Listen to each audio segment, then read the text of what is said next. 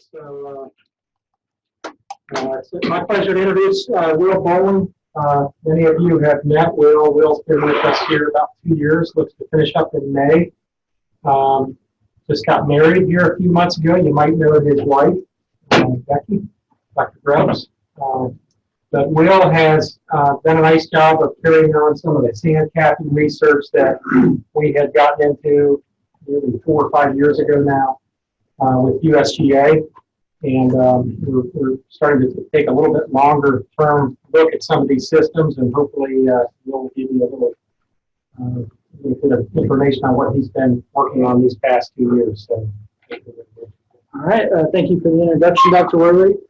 As stated, my name is Will Bowling, and today I'm going to be sharing a little bit of my master's research on long-term management dynamics of sand-capped fairways.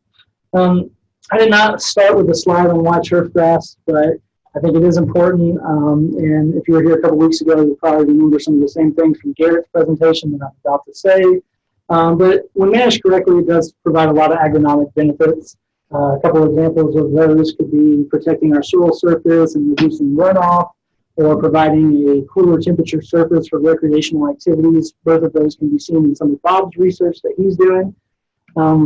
The turf industry is also, it's a big industry. It's a $40 to $50 billion industry. There's about 16,000 golf courses in the U.S., over 700,000 athletic fields. The National Golf Foundation released a 2019 or 2018 report saying that there was about 24 million annual golfers each year, and that a total of about 450 million rounds of golf are played annually. And also, it provides a lot of jobs. The turf industry as a whole almost provides 1 million jobs roughly. So there's a lot of benefits to turf. That being said, I'll jump right into it. All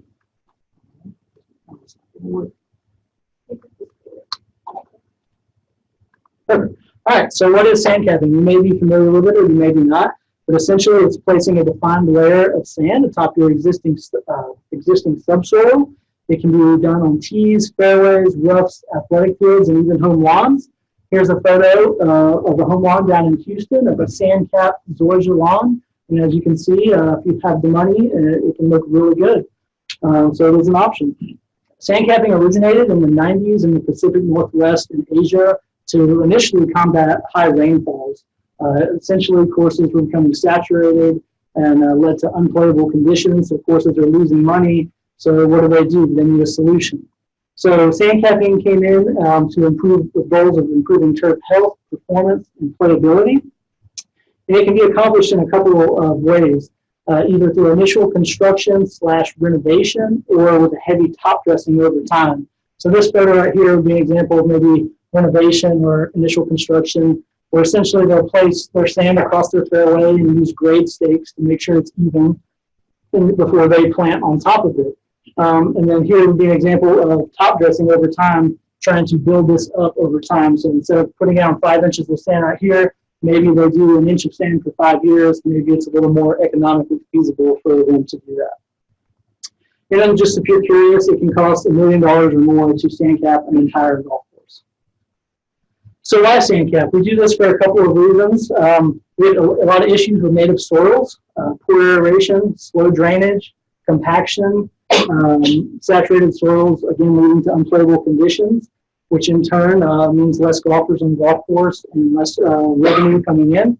Also, issues with irrigation or water quality. So many golf courses now are using recycled water for irrigation, and with that comes some issues, and particularly salts, and the effects they may have on soil structure and turf performance.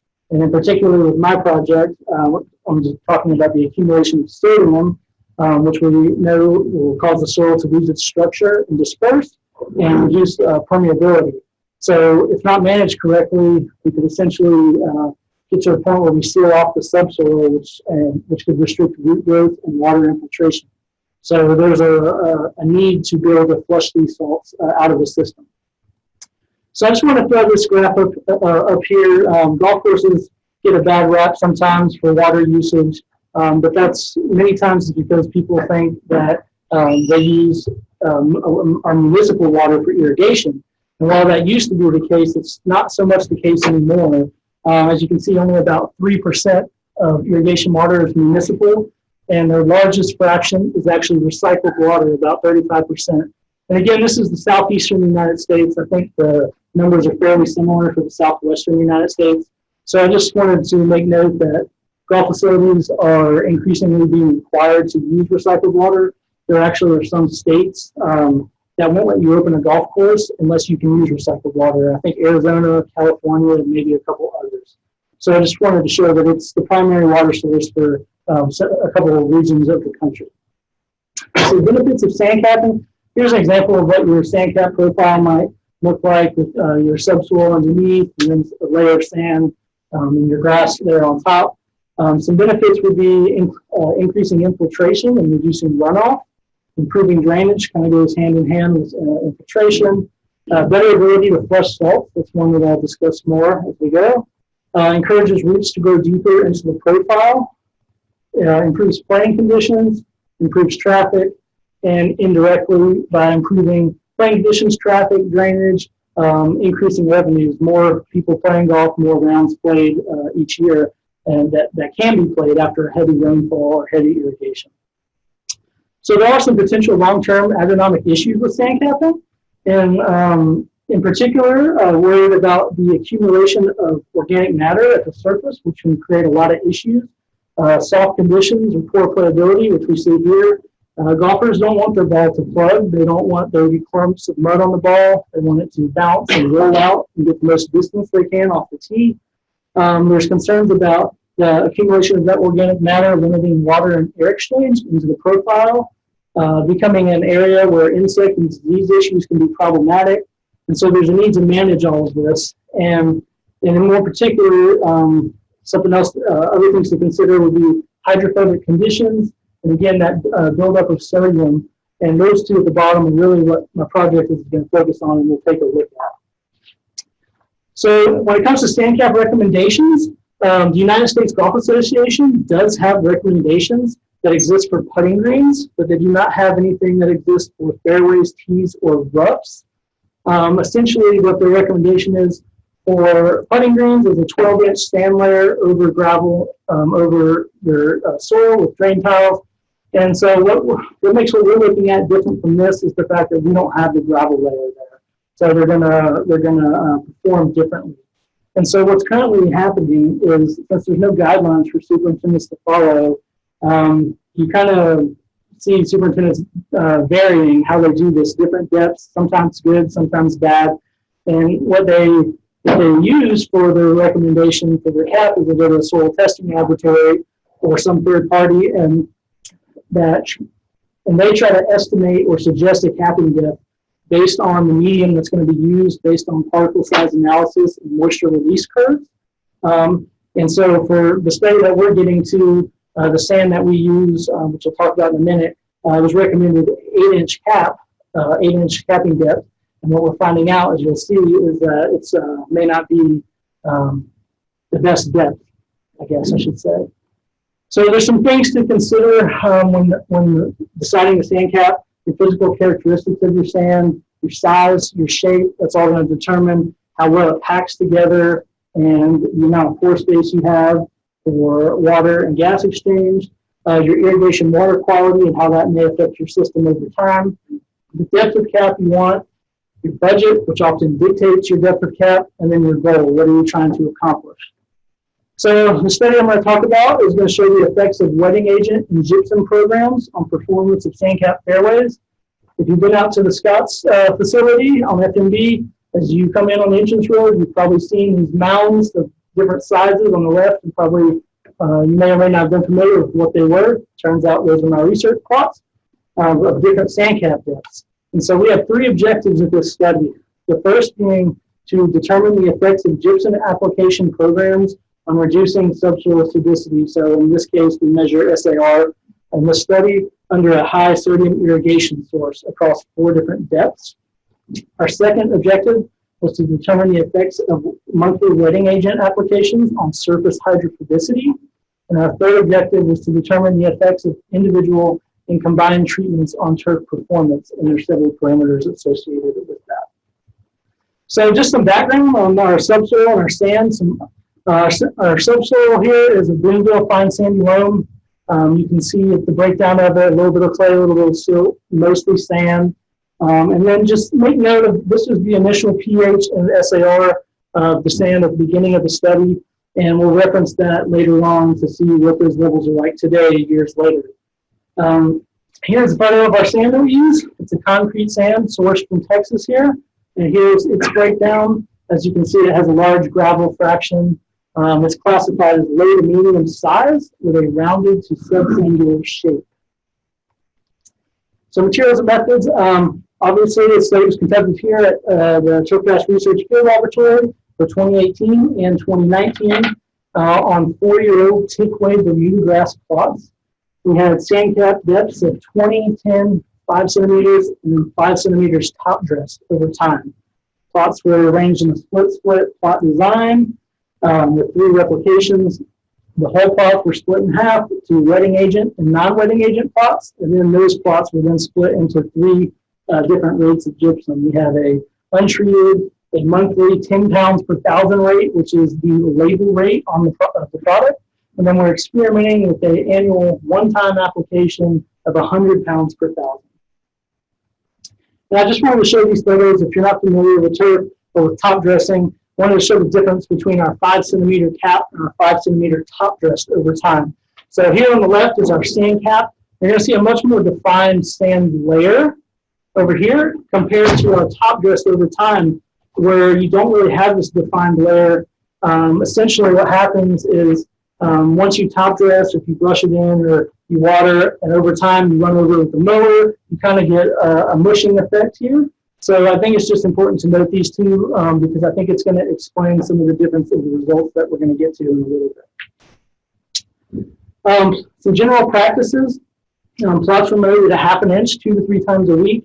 They were also irrigated twice a week with a ½ inch of water. Nitrogen was applied at 1 pound of N per thousand every 6 weeks.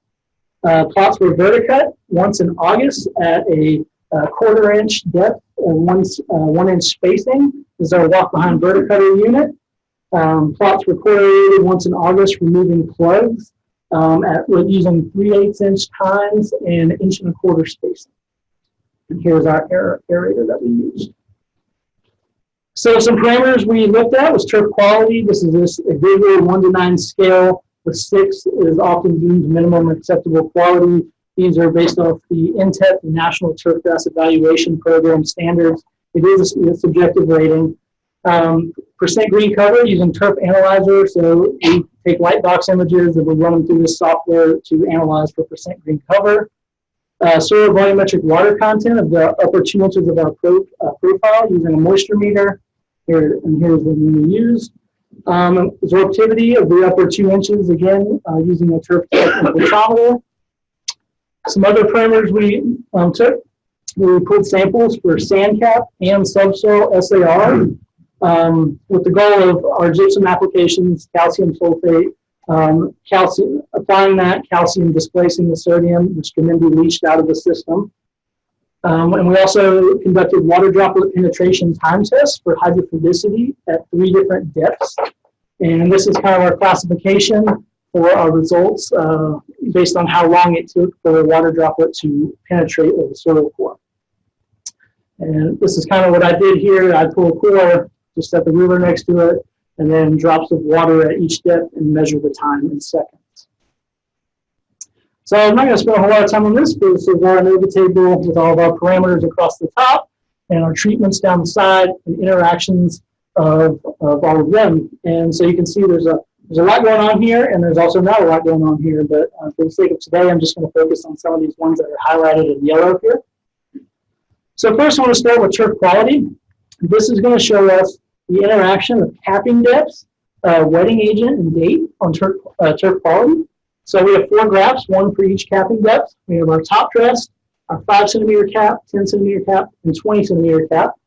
And then date on the bottom, turf quality on the y-axis, and then blue lines represent wetting agent and orange no wetting agent.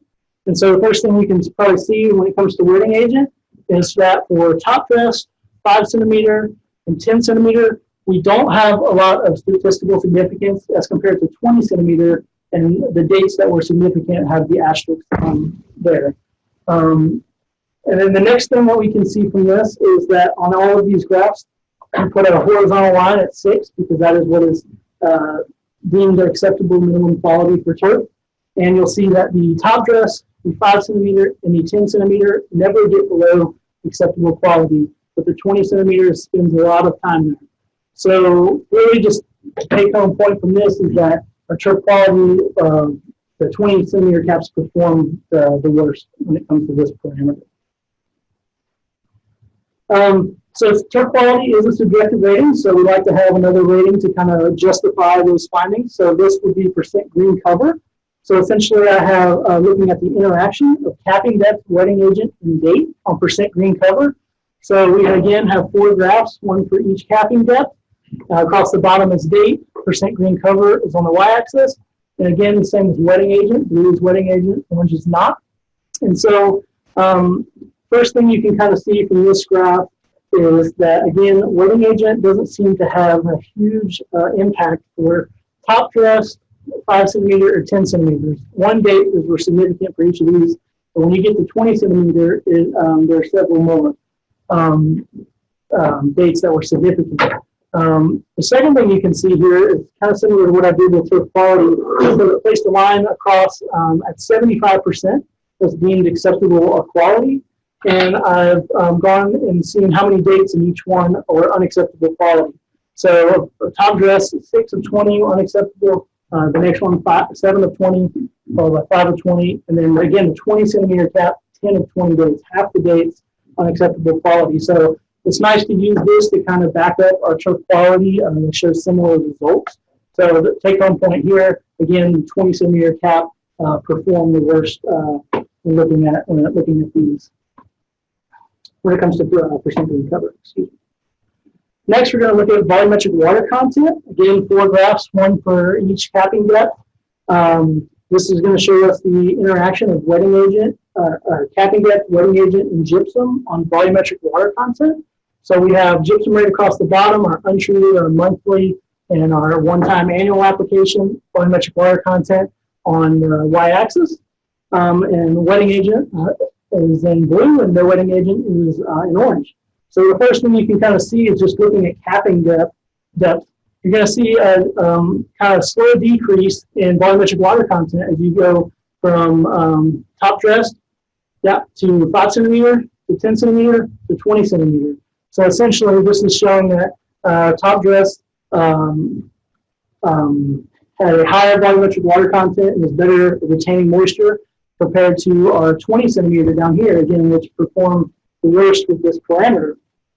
The second thing we're going to see here is that, again, wetting agents didn't have much of an effect for top dress, 5 centimeter, 10 centimeter. But again, when you get down to the 20 centimeter, you can see there's some difference here, particularly for the untreated and the monthly gypsum rates. So I think from this you can take potentially, if you're going to have a deeper cap, a wetting agent may be necessary to maintain adequate moisture levels. So the next thing I'm going to jump into is our SAR, our sodium absorption ratio. So this is going to show us the effects of capping depth and the wetting agent on our SAR. So just to remember, our initial subsoil was 0.7, and then also something to note is our irrigation water SAR of about 23. And so I have 2 graphs. The first one is sand cap layer SAR, and the second one is subsoil. Again, wetting agent in blue, no wetting agent in orange. So the first big thing you can see here is that the sand cap SAR is much less than the subsoil SAR, which is what we expect to see and what we want to see if we're trying to create a sand-based root system with less sodium. We want less sodium in that system. The second thing we're going to see is that when we look at wetting agent and non-wetting agent, at the 10 centimeter cap, there's not much difference for the sand cap or subsoil SAR. But when we get to the 20 centimeter cap, it's significant for both the sand cap layer and the subsoil layer. And we think this simply is because this wetting agent is supposed to aid in, it's a penetrating surfactant, it's supposed to aid in the penetration of water into the profile. So we're irrigating with sodic water. So essentially the plots that have the wetting agent more sodium is getting down into the profile compared to plots that don't have a wetting agent. It's just running off potentially. The next thing we're going to look at, again, is more SAR results. So this is going to show the interaction of capping depth and gypsum rate on SAR. So we have gypsum rate across the bottom, SAR on the y-axis, and then our capping depth, 10 centimeter is the blue, and the orange is 20 centimeter. So what you're going to see from this is kind of a general trend, and compared to the untreated, it looks like the heavy rate seems most effective at reducing SAR. Now, I will say we take these ratings 3 times throughout the season, so the beginning, middle, and the end, so to speak. And traditionally, what we see is at the beginning of the season, because of the rainfall in the spring, our numbers of values are pretty low. But as we go through the summer and the rain stops, they increase until you get into September and October, and we get more rain and they decrease again. So here, this data is about 1 in, 2/3 of this year's data. We're waiting on the last ones back from the soil testing laboratory, but we're missing our end of season data for the second year. And what we saw after the first year is that, with just 2018, is that the untreated in the monthly rate, the SAR increased throughout the season, and the heavy rate was the only one that it decreased. So I'm expecting that after we get these final results back, that we're going to see a little bit more significance between this heavy rate and this 10-pound rate than we're seeing right now. And I just wanted to point out too, for soil to be considered sodic, it has a SAR of 13. So a lot of these that are pooled across, and so I'm getting averages, and I'm showing that we did have subsoil values of 13, 14, 15 that would qualify for the sodic soil classification. The next thing I'm going to show is the water droplet penetration time results. So this is going to show the interaction of capping depth, wetting agent, and date on water droplet penetration time. So let me start by saying I'm only going to show the 20 centimeter cap because no hydrophobicity was observed in the top dress, the 5 centimeter, or the 10 centimeter cap. And then when it comes to date, I'm only showing July and August because those are the only months each year where we experience hydrophobicity. So I took these May through October monthly, but I'm just showing, so just imagine there's zeros or no bars for May, June, September, October. I'm just focusing on July, August. So again, we have data across the bottom, time on the y-axis, and then wetting agent is in blue, and plots no wetting agent is in orange. And so we're going to see first, I took these at 3 different depths, 1/2 inch, 1.5 inch, and 3 inch. No hydrophobicity was observed at 3 inch, so I'm only going to show the 1/2 inch and the 1.5 inch. So this first graph on the left is our 1/2 inch. And what you can see pretty quickly from wetting agent and non-wetting agent is that plots that receive wetting agent experience almost 0 hydrophobicity compared to plots with wetting agent, without wetting agent, excuse me. And so these lines that I have here across, so if you remember, there was 5 classifications of hydrophobicity or water repellency. So this first one is 0 to 5, which is 0 to 5 seconds, which is considered wettable. The next one is 6 to 60 seconds through here, which is considered slightly water repellent. And then up here, this next one, 60 to 600 seconds, is considered strongly water repellent. And this image just kind of shows you, not exactly, but close enough to where potentially these drops of water were placed. And so you see this 1/2 inch a lot of times is placed kind of in our thatch layer there compared to our 1.5 inch, it's more down just in the sand. So this next graph here, or the 1.5 inch, you're going to see similar results, but just not as severe. So there was less hydrophobicity when it comes to time and seconds at this depth, but what we did see was still significant. Plots that received wetting agent, there was almost no hydrophobicity, and then plots that didn't receive a wetting agent, there was hydrophobicity. But again, it's not as severe as here. Most of these, this one's classified as wettable or slightly water repellent compared to strongly water repellent. So some findings to date, current capping depth recommendations may need to be modified given management issues and decreased quality arising in that 20 centimeter cap. So you can remember for several of those parameters, that 20 centimeter cap performed reversed, and that was what was recommended to use for this sand. Wetting agent applications do not appear to be necessary, on shallower capping depths, but may be important in the deeper capping depths for not only moisture retention, but also alleviating hydrophobicity. Third, gypsum application programs evaluated in this study only offered slight benefits in the term of reducing SAR. So while they may have been statistically significant, you know, it's one of those things where you reduce SAR from 9 to 7. So how much are you really doing? Is it worth it? Something to consider.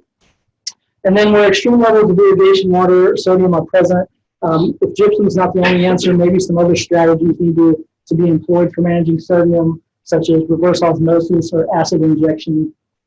And then future research should examine long-term soil physical properties of capping depths.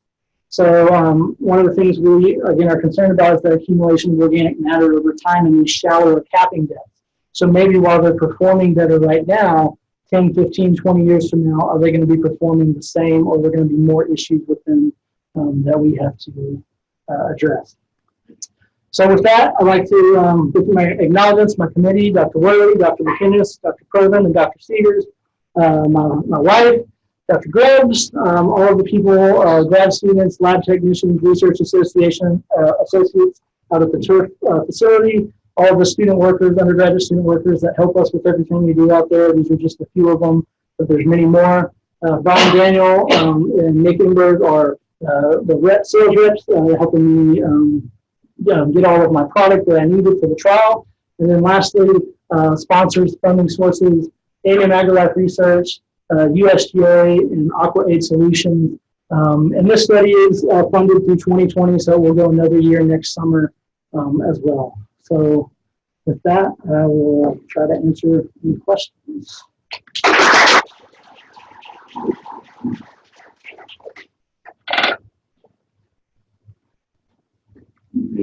Surfactant might not have a beneficial effect on the percolation rate for your soil. You looked at the possibility of testing it. I know it helps with the hydrophobicity on the. Yeah, we haven't tested on the actual subsoil. I mean, I think that's a good point to note, and maybe something to consider for this upcoming summer. But no, we have not looked at that. Yep. What is the resistant agent chemical? What kind of So I'm not going to claim to be an expert on it, but they're very common in the turf industry. When you look at the ingredients on it, and like I said, I'm not going to be an expert, but I feel like I need a chemist to understand everything that's going on there. But I don't know, Dr. Willard, if you have anything to add to that. There are different classes. Yeah. Agents, but primarily, there are two major groups. One allows penetration of water, and one tends to aid more in the retention of water. I think the product you're using combines both of those. Yeah. So they tend to have a polar head and an off-polar tail, so they'll actually bind the waxy particle in its coating the soil and help in the retention for about a month. Yeah, typically the wetting agent, typically they help either water spread across the surface or penetrate to the surface. Yeah, and there's a variety of classes, but I'm not going to claim to be an expert on them. You talked about the sand and the different types. You use contractors.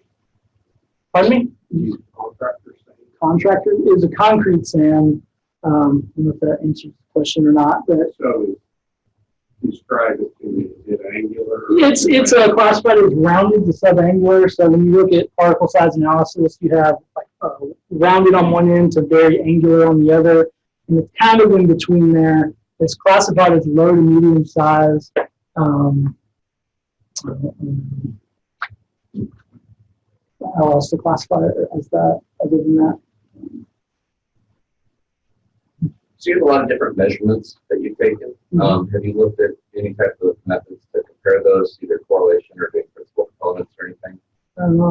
As for comparing them, the only thing I've looked at is just running the ANOVA and seeing the interaction effects, but not, I don't know if I'm grasping the question. Well, I mean, you have like the wetting, and then you have turf quality measurements. Yeah. You're trying to see if they produce similar results. Or just see how they're related. There's some, yeah, so like turf quality and percent green cover go pretty hand in hand. I would say volumetric water content is pretty close to that too. At least when you're looking at that 20 centimeter cap that performs the worst, it's pretty consistent subpar. Hope that answers your question. I don't think you presented on this part, but have you noticed any differences in the work applications that you've been using? So that is actually a completely different study. Worm power is not on this. So I do have a separate study going on that's kind of looking at managing the thatch organic matter layer in these systems, and worm power is a product that's kind of supposed to be a jack of all trades, and we're looking at. But no, we haven't seen a whole lot of difference there with that product in many of our parameters yet. Two questions. Okay. So you just mentioned that whitening agent is mainly for wax from the soil. If you don't have wax in the soil, do you need to apply the whitening agents or not? Such as when you're using the cap sand initially, in the summer, if it's fresh, even though I had to paint you probably don't have any whitening agents. Do you use the whitening agent in the wet season or just later? We just use it from the very beginning, yeah. I'm not sure about the wax. Last question, during your presentation, you said you're more about 3 times? 2 to 3 times a week, yeah. 2 is probably the most common practice in turf probably twice a week. Half inch is a standard cut typically with all 4 fairways. Really only have to do it 3 times, like in the heart of the summer when it's growing just crazy, but just to keep up with it. But I'd say 2 times is standard practice. All right, and with that, we actually have to jump on to the next presentation. We did have a question online, but it looks like Dr. Probin answered it for you. Of course. Yeah.